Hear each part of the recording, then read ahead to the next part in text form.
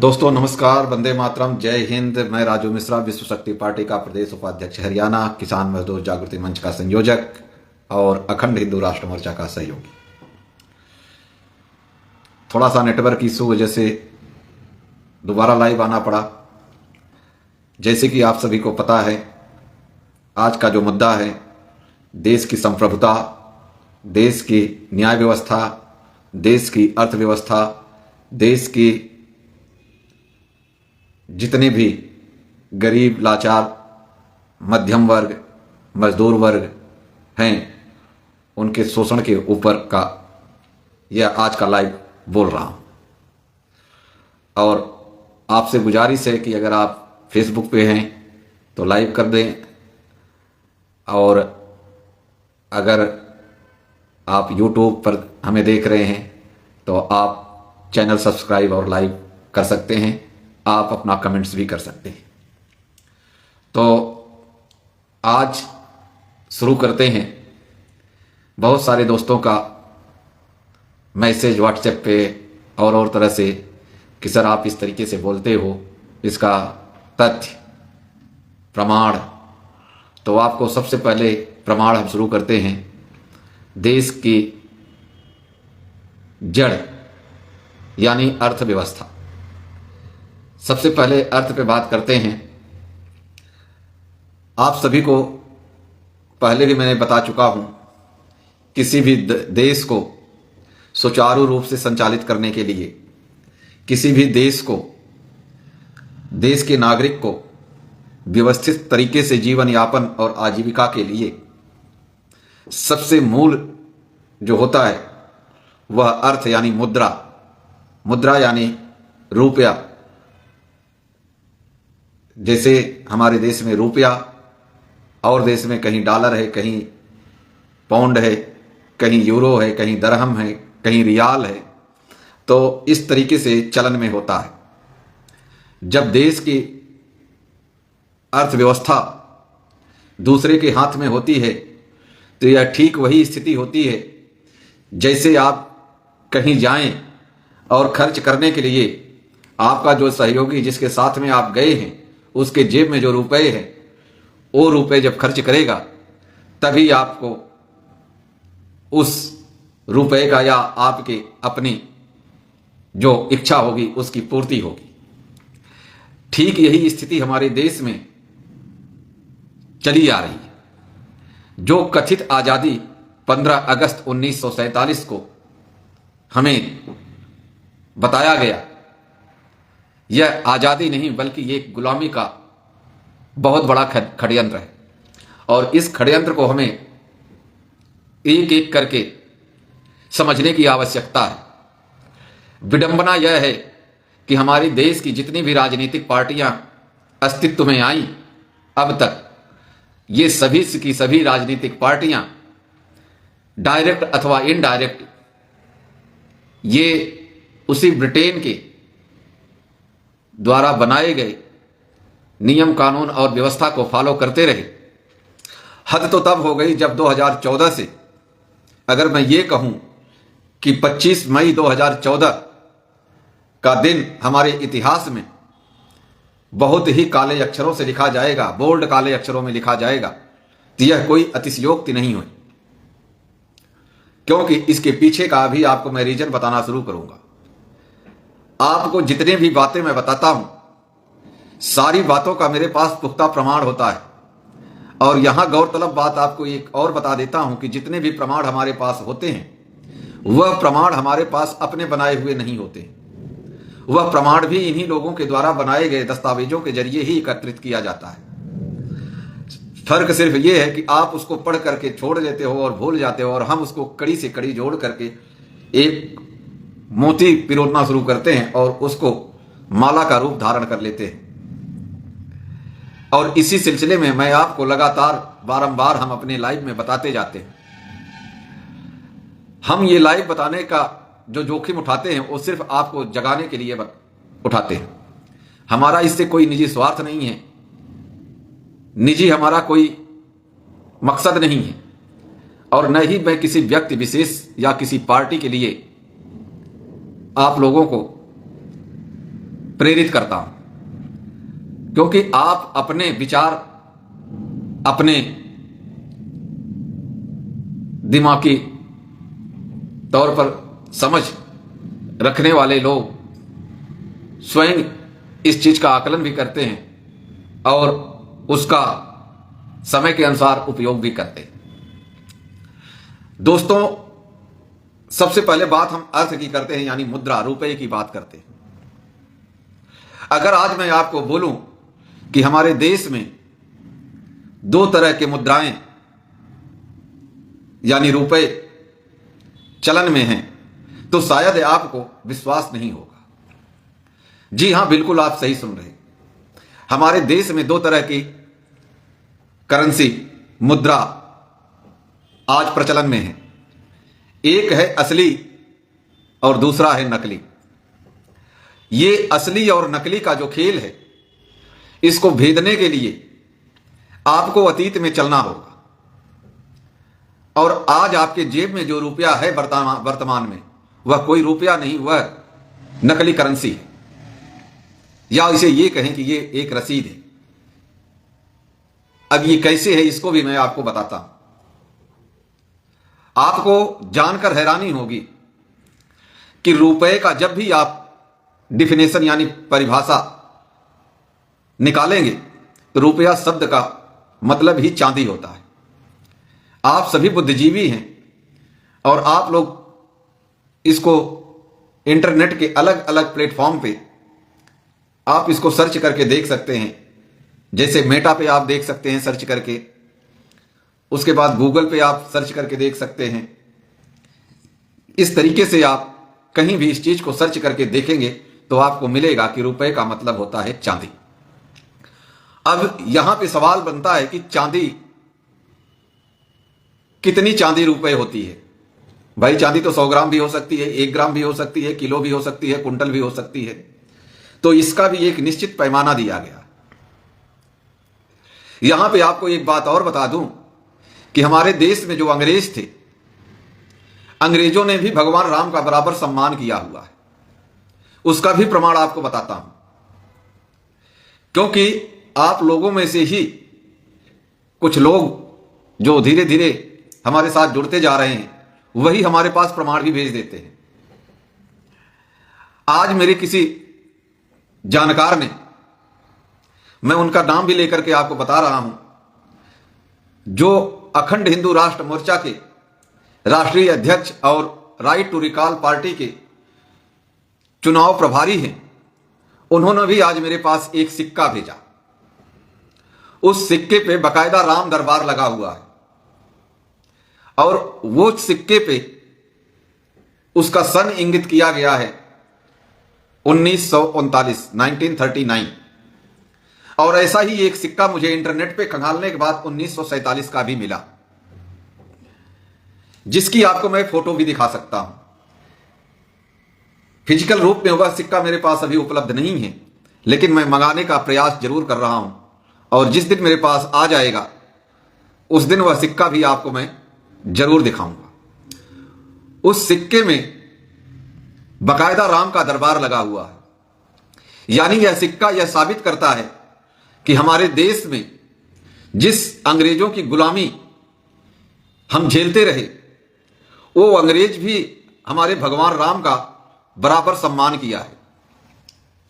लेकिन वर्तमान में जो हमारी सरकार है, यह सरकार न राम की और न ही यह सरकार आम की, न राम की न आम की, यह सरकार है ब्रिटेन धाम की। यह अगर बोल रहा हूं तो इसका भी मेरे पास प्रमाण है। अब ये सिक्का है, ये देखिए, ये सिक्का 1939 का बना हुआ है। इस पे बकायदा आप लोग देखेंगे तो राम दरबार बना हुआ है, और यह सिक्का 1 आना यानी 6 पैसे का है। और यह सिक्का आजादी के बाद, आजादी के आसपास तक यह सिक्का 1947 तक रहा। तो यह सिक्का गया कहां? माना कि चलो आज 1 आने का कोई उपयोग नहीं है, लेकिन जो इसका सिंबल है वह तो हम इस्तेमाल कर ही सकते थे।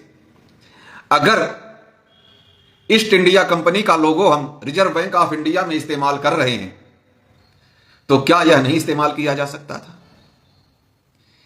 क्योंकि हमारा देश, अगर इसका इतिहास निकालेंगे तो ऋषि मुनियों का देश रहा हुआ है, तपस्वियों का देश रहा हुआ है और सनातनी रहा हुआ है। इसीलिए इस देश का नाम बहुत सम्मान से लिया जाता है। लेकिन इसके बाद आपको बताता हूं, हमारे देश में जो रुपए का चलन आया वह इस सिक्के से आया। यह है आपका असली रुपए। ये वह रुपया है जो चांदी का, इसी से आपके रुपए की परिभाषा बनाई गई। इसके वजन का अगर मैं जिक्र करूं तो यह चांदी का 11.664 मिलीग्राम चांदी से बना हुआ यह रुपया है और आज भी चलन में है। कोइनीज एक्ट 1906 और कोइनीज एक्ट 2011 के तहत आज भी यह लीगल टेंडर वर्तमान में भी है और चलन में भी है। क्योंकि कुछ दिन पहले मैं बैंक में जाकर के इसका बाकायदा बातचीत करके आपको बता रहा हूं। इसके बाद क्या होता है, यह तो आपको मैंने दिखा दिया असली रूप है। इसके बाद जब लूट शुरू होती है, लूट की कहानी जो शुरू करती है सरकारें, तो हमारे देश में पेपर करेंसी आती है और उस पेपर करेंसी को भी मैं आपको दिखाऊंगा। और अब आपको मैं दिखा रहा हूं, हमारे देश में दो तरह की जो मुद्राएं चल रही हैं, असली और नकली। असली मुद्रा भी आपको दिखाऊंगा और नकली भी दिखाऊंगा।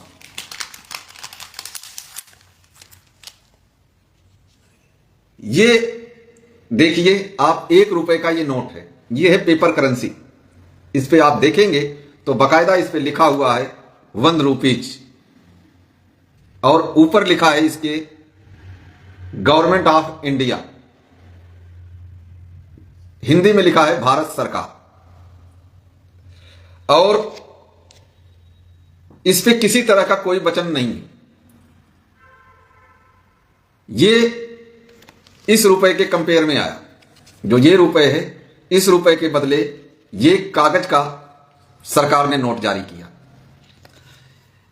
ये दोनों असली हैं। अब आपको दिखाता हूं नकली रुपया। नकली रुपया आपको इसलिए कह रहा हूं कि यह आप समझे। अब ये देखिए, यह है 2 रुपए का नोट। इसके ऊपर अगर आप देखेंगे तो लिखा है रिजर्व बैंक ऑफ इंडिया, भारतीय रिजर्व बैंक। और इसके अंदर आप देखिए यहां पे तो एक प्रॉमिस लिखा गया है।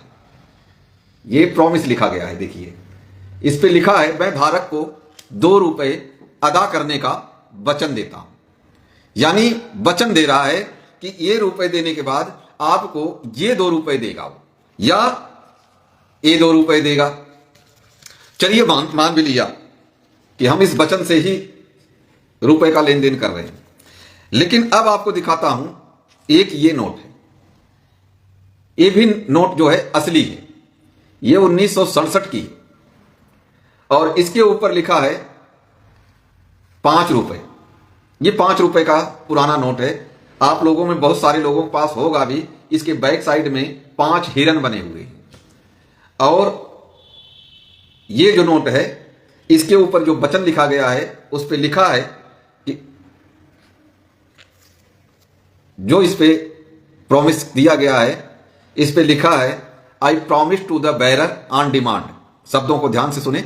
इस पे लिखा गया है I promise to the bearer on demand sum of 5 rupees. फिर यहां नीचे देखिए, इस जगह पे लिखा है at any office of issue. यानी मांगे जाने पर वो ये 5 सिक्के देने के लिए बाध्यता आएगी। जब इस नोट को हम बैंक में ले जाएंगे, एनी ऑफिस मतलब बैंक में ले जाएंगे, तो ये 5 रुपए हमें देगा। अब इसी के साथ साथ इसके कंपेयर में आपको ये नकली नोट दिखा रहा हूं। ये देखिए, ये भी 5 का नोट है और ये भी 5 का नोट है। दोनों नोट को आप ध्यान से देखें। अब इस नोट पे क्या लिखा है? सीधा सीधा लिख दिया है कि मैं धारक को 5 रुपए अदा करने का वचन देता हूं। I promise to the bearer ₹5। इतना लिखा है। नीचे गवर्नर के सिग्नेचर है। गवर्नर के सिग्नेचर इस पे भी है। फर्क इतना है कि इसके ऊपर LK झा यानी लाल कृष्ण झा के लिखे गए हैं और इस पे लिखा गया है, गवर्नर हैं सुब्बा राव। अब खेल यही नहीं खत्म होता। ये तो आपने देख लिया 2 तरह का जो लेन देन हो रहा है हमारे देश में, असली और नकली का खेल। अब लूट आपको दिखाता हूं। लूट क्या है? जब आपके पास इस तरीके के 15 रुपए होते हैं तो आपको इसके बदले में 1 और रुपया मिलता है। उसको कहते हैं मोहर। वो ये है, ये प्योर गोल्ड की 24 कैरेट गोल्ड की ये मोहर है। यानी जब हम ये 15 रुपए देते हैं, ये वाला 15 रुपए 15 चांदी के सिक्के देते हैं, तो मुझे इसी वजन का यानी 11.664 मिलीग्राम का ये रुपए मिलता है। इसको कहते हैं मोहर। ये 1 मोहर है और ये मोहर है 1942 की। अब आपको एक और मोहर दिखाता हूं। एक ये मोहर है, ये देखिए, ये और ये 2 मोहर है हमारे पास। ये मोहर में 1939 लिखा है, 1939। दोनों का वेट मैंने किया सुनार की दुकान पे। दोनों का सांचा एक है, वजन एक है, मोटाई एक है, गोलाई एक है, दोनों के ऊपर सिंबल एक है, सब चीज एक है और इसके ऊपर ईस्ट इंडिया कंपनी लिखा गया है। अब ये तो आपकी लूट है। क्यों लूट है? कि अगर आज मैं इस सिक्के से खरीदारी करता हूं तो मुझे आज भी बाजार के अंदर इस सिक्के से लगभग 50 से 60 किलो गेहूं मिलता है। और जब मैं इस रुपए को लेके जाता हूं तो मुझे एक टॉफी भी नहीं मिलती। एक टॉफी नहीं मिलती अच्छी। और जब इस रुपए को लेके जाता हूं तो एक कप चाय भी नहीं मिलती। यानी 1 रुपए का जो अस्तित्व है वह आज भी 80 किलो है और इस 5 रुपए का क्रय शक्ति शून्य है, क्योंकि इसमें चाय भी नहीं मिलती। चाय तो छोड़िए, एक कैडबरी डेयरी मिल्क जैसे चॉकलेट भी नहीं मिलती। लिहाजा अगर मैं आपको कहूं कि हमारे देश के जो ये नेतागण हैं, इन्होंने लूट लिया, आम जनता को खा गए, संप्रभुता को तहस नहस कर दिए, देश की अर्थव्यवस्था को ये खा गए, तो यह कोई अतिशयोक्ति नहीं है। यह आपको जागना पड़ेगा और आपको अपने हर MP MLA से यह सवाल करना पड़ेगा कि देश का रुपया कहां गया। और मजे की बात यह है कि आज भारत के इस 1 रुपए में अमेरिका का $10 खरीदने का पावर है। जिस डॉलर की दुहाई दी जा रही है कि 87 रुपए हो रहा है, आज वही डॉलर 1 रुपए में $10 के बराबर है। और आज हमें आपको इस रुपए के बदले बताया जा रहा है, नकली रुपए के बदले बताया जा रहा है कि डॉलर 87 रुपए का हो गया। आखिर हमारा सिर्फ और हमारे संगठन का, हमारे मोर्चे का सिर्फ एक ही सवाल है कि सरकार हमें यह क्यों नहीं बताती कि यह रुपया गया कहां। अगर मैं मान लूं कि 1947 में इन नेताओं के कहने से हमारा देश आजाद हो गया, तो 1947 की बात तो छोड़िए जनाब, 1968 तक यह सिक्का चलन में जारी रहा। 1947 से 1968 तक 21 साल होते और 1957 में इन्होंने इस रुपए का जो कूटकरण किया, इस रुपए का इसको 100 पैसे में कन्वर्ट कर दिया, क्योंकि हमारे यहां 1 रुपया 16 आने का होता था। 1957 में इन्होंने 1 रुपए बराबर 100 पैसा किया, यानी 4 पैसे का। बहुत गहरी बात है इसको आपको सोचना होगा। आप किसी भी बुजुर्ग से आप पूछेंगे तो वह बताएगा कि एक आने में 6 पैसे होते थे। यह 6 पैसे का जो प्रकरण था, इसका मतलब था कि 16 आने में अगर 1 रुपए होता था तो 96 नए पैसे में 1 रुपए होता था। लेकिन इन नेताओं ने 100 पैसे का 1 रुपए किया 1957 में। उसके बाद धीरे धीरे ये पैसे जो थे, ये और ये पैसे धीरे धीरे ब्रिटेन की तिजोरी में चला गया। और हमने क्या किया कि हम लोगों ने इस पैसे को ही असली रुपया मान लिया। हमने कभी लिया ही नहीं, मांगा ही नहीं कि भाई आप हमें ये पैसे दे दीजिए। यानी सरकार ने आम जन के साथ में ये लूट किया। यहां पे मजे की बात आपको और एक बताता हूं कि कल परसों मेरे किसी मित्र ने हमें एक दस्तावेज भेजा, और हालांकि वो दस्तावेज मेरे पास है, लेकिन मैं उस पर बोलना या यूं कहें उस दस्तावेज का कभी जिक्र नहीं किया, किंतु आज मैं कर देता हूं। वो दस्तावेज जो है वो है राजपत्र। राजपत्र जो है, आपको पता होगा कि राजपत्र हमेशा गृह मंत्रालय ही जारी करता है। जो मैं आप लोगों को बार बार ये कहता हूं कि आज भी आप गुलाम हैं, उसका ये प्रमाण है। प्रमाण कैसे है? इस दस्तावेज में बहुत स्पष्ट तरीके से लिखा गया है, और वो ये लिखा गया है कि भारत के जितने भी कार्डधारी हैं, कार्डधारी आपके पास जो भी कार्ड, वोटर कार्ड, आधार कार्ड, पैन कार्ड या कोई सा भी कार्ड आपके पास है, तो वो सभी के सभी कार्डधारी भारत के नागरिक नहीं हैं। जी हां, इस पे स्पष्ट लिखा है। मैं आपको पढ़ के सुना देता हूं, हिंदी और इंग्लिश में दोनों में लिखा है।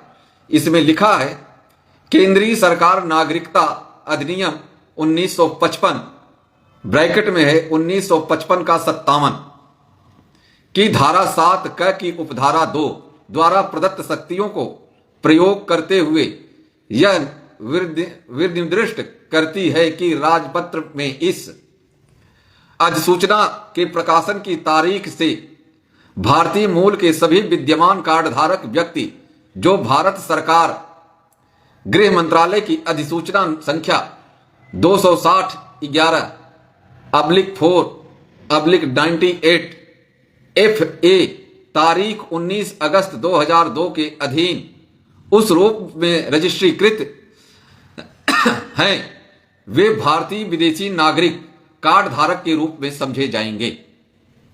मतलब कि अगर आपके पास राशन कार्ड, पैन कार्ड, आधार कार्ड, ये सभी कार्ड है तो आप विदेशी नागरिक हैं। यह राजपत्र कह रहा है, मैं नहीं कह रहा हूं। और जहां तक मैं समझ रहा हूं कि 2002 से लेकर के अब तक ऐसी कोई जंग भी नहीं हुई कि जिसमें भारत शिकस्त हुआ या भारत को गुलाम बनाया गया कि लोग वहां की गुलामी स्वीकार कर ले। ऐसे ही आपके साथ में हर चीज का इन्होंने बहुत ही अच्छी तरीके से आपको अपने अधीन करते चले गए। पहले इन्होंने आपके अर्थ को खाया। अर्थ का मतलब है मुद्रा। मुद्रा के खाने के बाद इन्होंने जुडिशियरी यानी न्याय व्यवस्था, जहां पे इनका अपना फायदा होता है वहां पे ये नया संशोधन कर लेते हैं, उसको अमेंडमेंट कह देते हैं या अडॉप्टेड बाई कह देते हैं। और जिस संविधान की ये दुहाई बार बार देते हैं कि संविधान बचाना है, संविधान बचाना है, उस संविधान को 1947 से 2024 तक 110 बार संशोधित भी किया जा चुका है। यानी वह संविधान भी ये असली नहीं रखे। अभी जो इन्होंने जुलाई में एक बीएनएस नामक कानून लेके आए कि सारे कानून को खत्म करते हैं, हम बीएनएस भारतीय न्याय संहिता लागू करते हैं, उसको भी जरा आप पढ़ करके देखिएगा। उसमें कुछ ऐसी धाराएं हैं जिसका आईपीसी में तो उसका उल्लेख है, लेकिन बीएनएस में उसका उल्लेख ही नहीं मिलेगा। यानी आप जाओगे तो जाओगे कहां, आपका कोई वो नहीं। पहले न्याय व्यवस्था में बकायदा पंचायत बैठती थी, उसको कहते थे ज्यूरी। आज वो ज्यूरी समाप्त है। आज की जनरेशन से अगर पूछ लिया जाए कि ये ज्यूरी व्यवस्था क्या है तो शायद ही उसको पता हो। माना कि आप इंटरनेट से पढ़ करके सर्च करके इस चीज को आप निकाल सकते हैं, लेकिन ज्यूरी व्यवस्था गई कहां? वो इसलिए गायब किया गया कि जो पंचायती न्याय होता था उसके तहत न्याय में पारदर्शिता होती थी। आज न्याय में पारदर्शिता नहीं, आज फैसले होते और आपको थोड़ा सा अधिकार यह दे दिया है कि आप यहां से इस कोर्ट से उस कोर्ट में, उस कोर्ट से उस कोर्ट में, उस कोर्ट से उस कोर्ट में आप जाते रहिए। अंततोगत्वा रिजल्ट आपका क्या आएगा कि आप लड़ने वाला व्यक्ति या तो हरिद्वार चला जाएगा या तो उसका इतना शोषण हो जाएगा कि वह चुप होकर के भगवान की मर्जी मान करके वो बैठ जाएगा। भगवान की मर्जी या कर्मों का फल, इस तरीके से लोग संतोष कर लेते हैं। हमें आज वही व्यवस्था वापस लानी, हम उसी व्यवस्था की लड़ाई लड़ रहे हैं। आज जो देश की आम जनता है, योगी, मोदी, मोहन भागवत कर रही है। योगी, मोदी और मोहन भागवत ये सिर्फ इतना ही बता दें कि अयोध्या में इन्होंने क्या राम मंदिर बनाया है, लेकिन यह नहीं बता सकते। ये सिर्फ इतना जरूर कहेंगे कि राम मंदिर बना दिया, राम मंदिर बना दिया, जो राम को लाए हैं हम उनको लाएंगे। जबकि हमारे देश में जो अंग्रेज थे, जिनकी हमने गुलामी स्वीकार की थी या जिनके हम गुलाम थे, डायरेक्ट तो हमने गुलामी भी नहीं स्वीकार की थी, उसके बावजूद भी हम गुलाम थे और उस गुलामी के तहत भी हम लोग जिस व्यवस्था में थे वहां पे भी भगवान राम दरबार का बहुत ज्यादा सम्मान होता था। इसका आपको उदाहरण पुरानी करेंसी पर मिल जाएगा, पुराने सिक्कों पर मिल जाएगा। लेकिन ये तीनों की तिकड़ी ये जाकर के पोप की गोद में बैठ गए और हिंदुत्व, हिंदू धर्म, हिंदू संस्कृति, हिंदू सभ्यता, हिंदू धर्म आस्था सब पर कुठाराघात किया। इसका प्रत्यक्ष और जीता जागता उदाहरण आपको अभी महाकुंभ का देखने को मिल गया। संतों पर लाठीचार्ज, श्रद्धालुओं को कुचलकर मार देना, यह कहां का न्याय संगत है? यह पूछता है अखंड हिंदू राष्ट्र मोर्चा, यह पूछता है किसान मजदूर जागृति मंच, लेकिन जवाब नहीं। जवाब किसी सरकारों के पास नहीं है। क्यों नहीं है? क्योंकि